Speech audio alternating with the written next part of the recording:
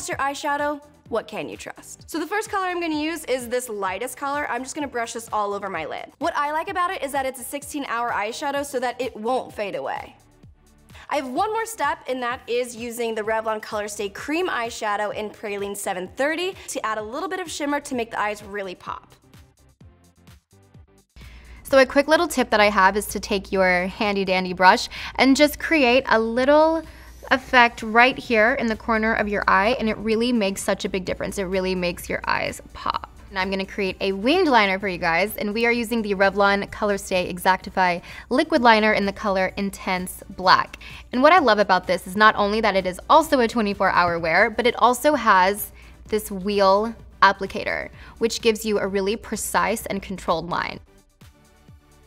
So first I'm gonna start by applying in the very corner of my eye, working my way to the outside to make a precise line. I'm just gonna create a swoop motion. That way you really get a nice point and not so much of a blunt end to the wing.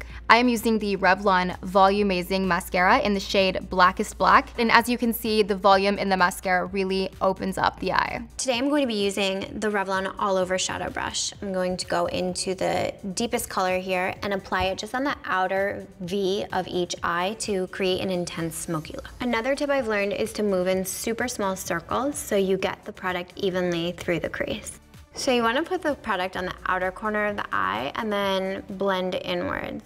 So this is the final look. I love it because it's really versatile, it's long wearing, and it keeps up with my active lifestyle. To really amp up the eye, I'm going to use ColorStay's Skinny Liquid Liner in Blackout, and I'm going to wing out the eye. I like to start in the center of the eye and stay as close to the lash line as possible. And this is our finished look. As you can see, it's still pretty natural, but the eye draws you in. It's a focal point, as your eyes are.